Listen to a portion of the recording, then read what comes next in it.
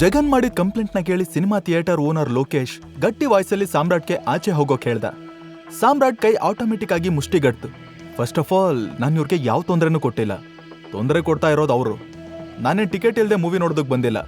I am waiting for someone ಅಂದ ಲೋಕೇಶ್ ಸಾಮ್ರಾಟ್ನೇ ನೋಡ್ತಾ ನಿಬ್ಬೆರಗಾಗಿ ನೀವು ನೀವು ಸಾಮ್ರಾಟ್ ವಸಿಷ್ಠನಾ ಅಂತ ಕೇಳ್ದ. ಸಾಮ್ರಾಟ್ ಕಾನ್ಫಿಡೆನ್ಸ್ ಇಂದ ಹೌದು ಅಂತ ತಲೆ ಆಡಿಸ್ತಾ. ಜಗನ್ ಕನ್ಫ್ಯೂಸ್ ಆಗಿ ವಾಟ್ ಈಸ್ ಗೋಯಿಂಗ್ ಆನ್? ನಾನು ಇಡೀ ಹಾಲ್ನೇ ಬುಕ್ ಮಾಡಿದ್ದು ಇದಕ್ಕೇನಾ? ಈ ಥರ ಟ್ರೀಟ್ಮೆಂಟ್ಗೋಸ್ಕರನೇನಾ? ಛೇ ಅಂತ ಲೋಕೇಶ್ ಮೇಲೆ ರೇಗ್ದ.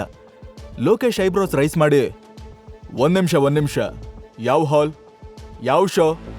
ನಾವಿವತ್ತು ಎಂಟೈರ್ ಥಿಯೇಟರ್ನ ಯಾವ ಔಟ್ಸೈಡರ್ಗೂ ಬುಕ್ ಮಾಡೋದಕ್ಕೆ ಅಲೋ ಮಾಡಿಲ್ಲ ಅಂದ್ಬಿಟ್ಟ. ವಾಟ್? ನಾನು ಸಂಜೆ ತಾನೇ ಬುಕ್ ಮಾಡಿದ್ದು, ಅದು ಹೇಗೆ? ಜಗನ್ ಮಾತು ಮುಗಿಸೋ ಅಷ್ಟರಲ್ಲಿ ಲೋಕೇಶ್ ಖಡಕ್ ವಾಯ್ಸಲ್ಲಿ ನೋಡಿ ಸರ್, ಇವತ್ತು ಈ ಥಿಯೇಟರ್ ಆಲ್ರೆಡಿ ಬುಕ್ ಆಗೋಗಿದೆ. ನೀವು ಬುಕ್ ಮಾಡುವಾಗ ಏನೋ ಮಿಸ್ಅಂಡರ್ಸ್ಟ್ಯಾಂಡಿಂಗ್ ಆಗಿದೆ.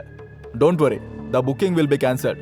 ಪೇಮೆಂಟ್ ಆಗಿದ್ರೆ 1 ವೀಕಲ್ಲಿ ಅದು ರೀಫಂಡ್ ಆಗುತ್ತೆ ವಿತ್ ಕಾಂಪನ್ಸೇಷನ್, ಓಕೆನಾ ಅಂದ. ಅದನ್ ಕೇಳಿ ಜಗನ್ ಈಗೋಗೆ ಬಂಡೆ ಬಂದು ಜಜ್ಜದಷ್ಟು ಹರ್ಟ್ ಆಗೋಯ್ತು.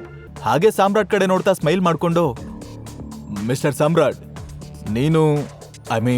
ನೀವು ನಂದಿತಾ ಅವ್ರಿಗೋಸ್ಕರ ವೇಟ್ ಮಾಡ್ತಿದ್ದೀರಾ ಅಂತ ಕೇಳ್ದ.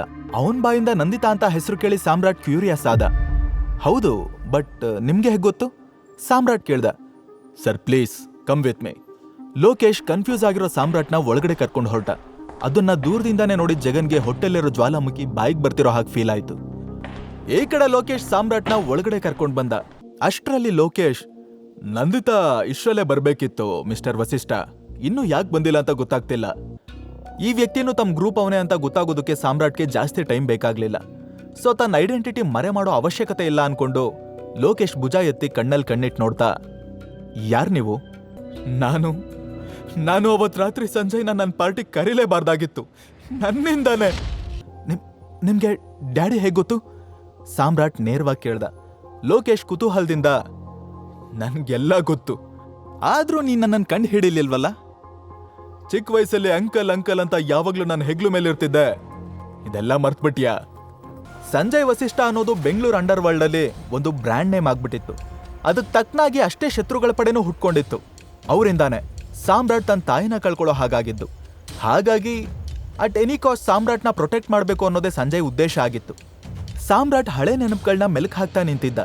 ಲೋಕೇಶ್ ಕಣ್ಣೀರ್ ಹಾಕ್ತಾ, ನಾನವತ್ತು ಅಷ್ಟೊಂದು ಹಠ ಮಾಡದೇ ಇದ್ದಿದ್ರೆ ಆ ಆಕ್ಸಿಡೆಂಟ್ ಆಗ್ತಾನೆ ಇರಲಿಲ್ಲ ಅಂದ. ಆಕ್ಚುಲಿ ಅವತ್ತು ಸಾಮ್ರಾಟ್ ಇದ್ದಿದ್ದ ಕಾರ್ ಡ್ರೈವ್ ಮಾಡ್ತಿದ್ದೆ ಲೋಕೇಶ್. ಫಸ್ಟ್ ಬುಲೆಟ್ ಬಿದ್ದಿದ್ದೆ ಲೋಕೇಶ್ಗೆ. ಕಾರ್ ಕಂಟ್ರೋಲ್ ತಪ್ಪಿ ಮರಕ್ಕೆ ಹೋಗಿ ಡಿಕ್ಕಿ ಹೊಡೆದಾಗ ಲೋಕೇಶ್ ಅಲ್ಲೇ ಪ್ರಜ್ಞೆ ತಪ್ಪಿದ್ದ. ಸಾಮ್ರಾಟ್ಗೂ ತಲೆಗೇಟಾಗಿ ರಕ್ತ ಬರ್ತಿತ್ತು. ಅವನ ಅಪ್ಪನ್ ನೋಡ್ಬೇಕು ಅಂತ ಗಾಬರಿ ಆಗಿದ್ದ. ಲೋಕೇಶ್ ಮತ್ತೂ ಜೋರಾಗಳ್ತಾ,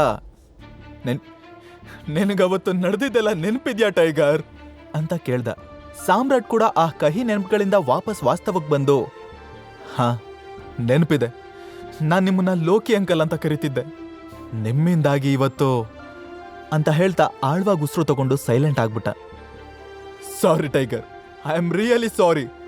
ಅದಕ್ಕೆಲ್ಲ ನಾನೇ ಕಾರಣ ಅಂತ ಗೊತ್ತು. ನನಗಂತೂ ಆ ರಾತ್ರಿನ ಮರೆಯೋದಕ್ಕೆ ಆಗ್ತಿಲ್ಲ. ಅವತ್ತಿಂದ ಇಲ್ಲಿ ತನಕ ನಾನು ಇಷ್ಟೂ ವರ್ಷ ಪಶ್ಚಾತ್ತಾಪ ಪಟ್ಟೆ. ಪಶ್ಚಾತ್ತಾಪದಿಂದ ಏನೂ ಬದಲಾಗ್ಲಿಲ್ಲ ಗೊತ್ತು. ಆದ್ರೆ ಮಾಡಿರೋ ತಪ್ಪನ್ನ ನೆನೆಸ್ಕೊಂಡು ಪಶ್ಚಾತ್ತಾಪ ಪಡ್ದೆ ನನ್ನ ಹತ್ರ ಯಾವ ದಾರಿ ಇದೆ? ನಾನು ಇನ್ನೇನ್ ಮಾಡಬಲ್ಲೆ? Lokesh full emotional ಆಗೋದ. ಸಾಮ್ರಾಟ್ ಕಣ್ಣಲ್ಲೂ ನೀರ್ ಜಿನ್ಗಿತ್ತು. ಸಾಮ್ರಾಟ್ ಚಿಕ್ಕ ವಯಸ್ಸಲ್ಲಿದ್ದಾಗ ಸಂಜಯ್ ತುಂಬಾ ಸ್ಟ್ರಿಕ್ಟ್. ಅದ್ ಯಾಕೆ ಅಂತ ಅವನ್ಗೆ ಇವಾಗ ಅರ್ಥ ಆಯ್ತು. ಇಡೀ ಮಾಫಿಯಾ ಗ್ರೂಪ್ ಜವಾಬ್ದಾರಿನ ವಹಿಸ್ಕೊಂಡಿದ್ದ ಸಂಜಯ್ಗೆ ಅಷ್ಟು ಪ್ರೆಷರ್ ಇತ್ತು. ಸಾಮ್ರಾಟ್ಗೆ ಈ ವಿಷಯದ ಬಗ್ಗೆ ತನ್ನ ಅಪ್ಪನ ಹೊಗಳೋದಕ್ಕಾಗೇ ಇರಲಿಲ್ಲ. ಆ ನೋವು ಅವನ್ಗೆ ಇವಾಗ ಕಾಡ್ತಾ ಇತ್ತು. ಸಾಮ್ರಾಟ್ ಕಣ್ಣೀರ್ ಕಂಟ್ರೋಲ್ ಮಾಡ್ಕೊಂಡು, ನೀವ್ಯಾಕೆ ಇಷ್ಟು ವರ್ಷ ಆದ್ರೂ ನನ್ನನ್ನು ಹುಡ್ಕೋ ಪ್ರಯತ್ನ ಮಾಡ್ಲಿಲ್ಲ ಅಂತ ಕೇಳ್ದ. ಸುಮಾರು ವರ್ಷಗಳ ಕಾಲ ಹಗಲು ರಾತ್ರಿ ಅಂದೆ ನಿನ್ನನ್ನು ಹುಡ್ಕೋ ಪ್ರಯತ್ನ ಮಾಡ್ದೆ ಟೈಗರ್. ಆದ್ರೆ ನಿನ್ನ ಬಗ್ಗೆ ಏನೂ ಸುಳುವು ಸಿಗ್ಲಿಲ್ಲ. ಹಾಗಾಗಿ ಆಕ್ಸಿಡೆಂಟ್ ವೇಳೆ ಆದ ಕಾರ್ ಬ್ಲಾಸ್ಟ್ ಅಲ್ಲಿ ನಿನ್ ಸತ್ ಹೋದ್ಯೇನೋ ಅನ್ಸೋದಕ್ ಶುರುವಾಯ್ತು ಟೈಗರ್. ಛೇ, ಅವತ್ತೇ ನಾನು ಸತ್ ಹೋಗಿದ್ದಿದ್ರೆ ಚೆನ್ನಾಗಿರ್ತಿತ್ತೇನೋ.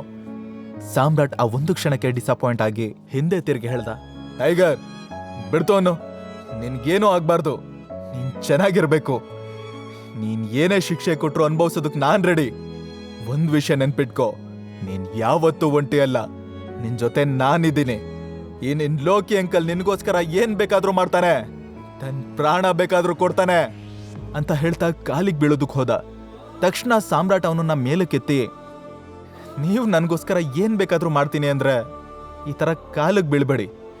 ನೀವ್ ಯಾವತ್ತೂ ನನ್ಗಂಕಲ್ಲೆ, ಇವತ್ತು ನನ್ಗಂಕಲ್ಲೆ ಅಂತಂದ. ಸಾಮ್ರಾಟ್ ಮಾತ್ ಕೇಳಿ ಲೋಕೇಶ್ಗೆ ಇವನ್ ತನ್ನನ್ನ ಕ್ಷಮಿಸಿದ್ದಾನೆ ಅಂತ ಗೊತ್ತಾಯ್ತು. ಮನ್ಸಿಗೇನೋ ಒಂಥರ ಸಮಾಧಾನ ಅನ್ನಿಸ್ತು. ಕಣ್ಣೀರ್ ಒರೆಸ್ಕೊಂಡು ಸಾಮ್ರಾಟ್ನ ಪುಟ್ಟು ಮಗು ತರ ಹಗ್ ಮಾಡ್ದ. ಸಾಮ್ರಾಟ್ ಸ್ಮೈಲ್ ಮಾಡ್ತಾನೆ, ಓಹ್ ಇವಾಗ ಗೊತ್ತಾಯ್ತು ನಂದಿತಾ ಇಲ್ಲಿಗೆ ಯಾಕೆ ಕರ್ದಿದ್ದಾಳೆ ಅಂತ ಅಂದಾಗ ಲೋಕೇಶ್ ನಗ್ತಾ, ನೀವಿಬ್ರು ಚಿಕ್ಕೋರಿದ್ದಾಗ ಒಬ್ರನ್ ಬಿಟ್ಟು ಒಬ್ರು ಇರ್ತಿರ್ಲಿಲ್ಲ, ನೆರಳಿನ ತರ. ಸಡನ್ ನಯನ ಇವತ್ ಫೋನ್ ಮಾಡಿ ಟೈಗರ್ ಬಂದಿದ್ದಾನೆ ಅಂದಾಗ ನನಗ್ ನಂಬೋದಕ್ಕೆ ಆಗ್ಲಿಲ್ಲ ಗೊತ್ತಾ. ಇಡೀ ಥಿಯೇಟರ್ನ ನಿನ್ಗೋಸ್ಕರ ಖಾಲಿ ಮಾಡ್ಸೋದಕ್ ಹೇಳಿದ್ಲು ಅಂದ. ಸಾಮ್ರಾಟ್ ಮುಗುಳ್ನಗ್ತಾ ತಲೆ ಆಡ್ಸಿ ಆ ಹಾಲ್ನ ಸುತ್ತ ಒಂದ್ಸಲ ಕಣ್ಣಾಡ್ಸಿ, ಲೋಕಿ ಅಂಕಲ್ ನೀವು ಒಳ್ಳೆ ಥಿಯೇಟರ್ ಸೆಟ್ ಮಾಡಿದೀರಾ, ಸೂಪರ್ ಆಗಿದೆ ಅಂತ ಅಲ್ಲೇ ಓಡಾಡ್ತಿದ್ದ. ಲೋಕೇಶ್ ಏನೋ ನೆನಪು ಮಾಡ್ಕೊಂಡು, ಅದ್ಬಿಡು ಟೈಗರ್, ನೀನ್ ಇಷ್ಟು ವರ್ಷ ಎಲ್ಲಿದ್ದೆ, ಹೇಗಿದ್ದೆ, ಏನ್ ಮಾಡ್ತಿದ್ದೆ, ಎಷ್ಟು ವರ್ಷ ಆಗೋಯ್ತಲ್ವಾ ಟೈಗರ್ ಅಂದ. ಅಷ್ಟರಲ್ಲಿ ಆ ಹಾಲ್ ಡೋರ್ ಶಬ್ದ ಇಲ್ದೆ ಸೈಲೆಂಟ್ ಆಗಿ ಓಪನ್ ಆಯ್ತು. ಏನೋ ನನ್ನನ್ ಬಿಟ್ಟು ನೀವಿಬ್ರೇ ಮಾತಾಡ್ತಾ ಇದ್ದೀರಾ, ಇದ್ ಸರಿನಾ ಅಂತ ಕೇಳ್ತಾ ನಯನ ಒಳಗೆ ಎಂಟ್ರಿ ಕೊಟ್ಲು. ಇವತ್ತು ಅವಳು ಮುಖದಲ್ಲಿ ಡಿಫ್ರೆಂಟ್ ಸ್ಮೈಲ್ ಇತ್ತು. ಸಾಮ್ರಾಟ್ ಅಂತದ್ದೇನಿಲ್ಲ, ಹಾಗೆ ಕ್ಯಾಶುಯಲ್ ಆಗಿ ಮಾತಾಡ್ತಾ ಇದ್ವಿ ಅಷ್ಟೇ. ಅಲ್ಲ ಸಡನ್ ಆಗಿ ನೀನ್ ಇಲ್ಲಿಗೆ ಬರೋದಕ್ಕೆ ಹೇಳಿದ್ಯಾಕೆ, ಏನ್ ಸ್ಪೆಷಲ್ ವಿಷಯ ಹೇಳ್ಬೇಕಿತ್ತು ಅಂತ ಕೇಳ್ದ. ನಯನ ಒಳಗಡೆ ಬಂದು, ವೆಲ್ ಮೊದಲು ನಾನು ಅಂಕಲ್ ಜೊತೆ ಒಂದು ರಿಯೂನಿಯನ್ ಅರೇಂಜ್ ಮಾಡೋಣ ಅನ್ಕೊಂಡೆ. ನಾನ್ ಬರೋ ಅಷ್ಟರಲ್ಲಿ ಅದಾಗೋಗಿದೆ, ದಟ್ಸ್ ಫೈನ್. ಇನ್ನು ಎರಡನೇ ವಿಷಯ, ಮಾಂಟಿ ನಾಳೆ ವಾಪಸ್ ಬರ್ತಾ ಇದ್ದಾನೆ. ಸಾಮ್ರಾಟ್ ತಕ್ಷಣ ಸೀರಿಯಸ್ ಆದ. ಮಾಂಟಿ ವಾಪಸ್ ಬಂದ್ರೆ ಸಾಮ್ರಾಟ್ ಪ್ರಪಂಚದ ಮುಂದೆ ಟೈಗರ್ ಅಂತ ಒಪ್ಕೊಂಡು ಕಂಪ್ನಿ ರೆಸ್ಪಾನ್ಸಿಬಿಲಿಟಿನ ತಗೋಬೇಕಿತ್ತು. ಆದ್ರೂ ಅವನಿನ್ನು ಸೀಕ್ರೆಟ್ ಆಗೇ ಇರಬೇಕು ಅನ್ಕೋತಿದ್ದ. ಇವಾಗ ಹೊಸ ಕೆಲಸ ಸಿಕ್ಕಿರೋದ್ರಿಂದ ರಾಣಿ ಮೇಲೊಂದು ಕಣ್ಣಿಡ್ಬೋದಿತ್ತು. ನಾಳೆ ಬರ್ತಿದ್ದಾನ, ಬಟ್ ಅವ್ನ್ ಬರೋದು ಇನ್ನೂ 2 ತಿಂಗಳಾಗ್ಬೋದು ಅಂತಿದ್ದೆ. ಏನ್ ಸಡನ್ ಚೇಂಜು? ಸಾಮ್ರಾಟ್ ಹುಪ್ ಗಂಟ್ ಹಾಕೊಂಡ್ ಕೇಳ್ದ. I don't know Samrat, but ನೀನ್ ಯಾಕೆ ಟೆನ್ಷನ್ ಮಾಡ್ಕೋತಿದ್ಯಾ? ನೀನಿನ್ನೂ ಖುಷಿ ಪಡ್ಬೇಕು. ಮಾಂಟಿ ಬಂದ್ರೆ ನೀನ್ ನಿನ್ ಕಂಪ್ನಿನೆಲ್ಲ ವಾಪಸ್ ಪಡ್ಕೋಬಹುದು, ಎಲ್ಲ ಸಾರ್ಟ್ ಔಟ್ ಆಗತ್ತೆ. ಆದ್ರೂ ಸಾಮ್ರಾಟ್ ಖುಷಿ ಪಡ್ಲಿಲ್ಲ. ಅದನ್ನ ನಯನ ಅಬ್ಸರ್ವ್ ಮಾಡಿ ಕನ್ಫ್ಯೂಸ್ ಆದ್ಲು. ಸಾಮ್ರಾಟ್ ಡೀಪಾಗಿ ಥಿಂಕ್ ಮಾಡ್ತಾ, ನಯನ ನಮ್ ಗ್ರೂಪಲ್ಲಿ ಸ್ಪೈ ಇರೋದು ನಿನ್ಗೂ ಗೊತ್ತು. ಆ ಸ್ಪೈ ಯಾರು ಅಂತ ಕಂಡು ಹಿಡಿಯೋವರೆಗೂ ಸ್ವಲ್ಪ ದಿನ ಇದೇ ತರ ಇರಬೇಕು ಅಂತ ಡಿಸೈಡ್ ಮಾಡಿದ್ದೀನಿ ಅಂದ. ಅವ್ನ್ ಮಾಂಟಿ ಬರ್ತಿರೋ ವಿಷಯಕ್ಕೆ ಖುಷಿ ಆಗದೆ ಇರೋದಕ್ಕೆ ಇನ್ನೊಂದು ರೀಸನ್ ಇತ್ತು.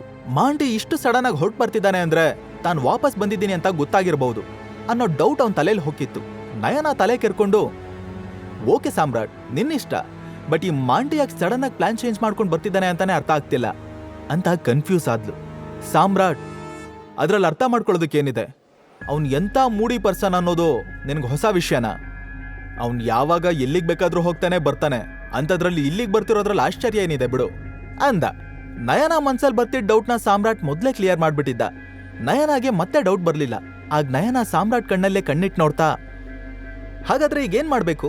ಮಾಂಟಿ ಬಂದ್ಮೇಲೆ ನಮ್ಮಲ್ಲಿ ಸೇರ್ಕೊಂಡಿರೋ ದ್ರೋಹಿನ ಹೇಗ್ ಕಂಡಿಡಿದ್ಯಾ, ಏನಾದ್ರೂ ಪ್ಲಾನ್ ಮಾಡಿದ್ಯಾ ಅಂತ ಕೇಳಿದ್ಲು. ಸಾಮ್ರಾಟ್ ಏನೂ ಮಾತಾಡ್ಲಿಲ್ಲ.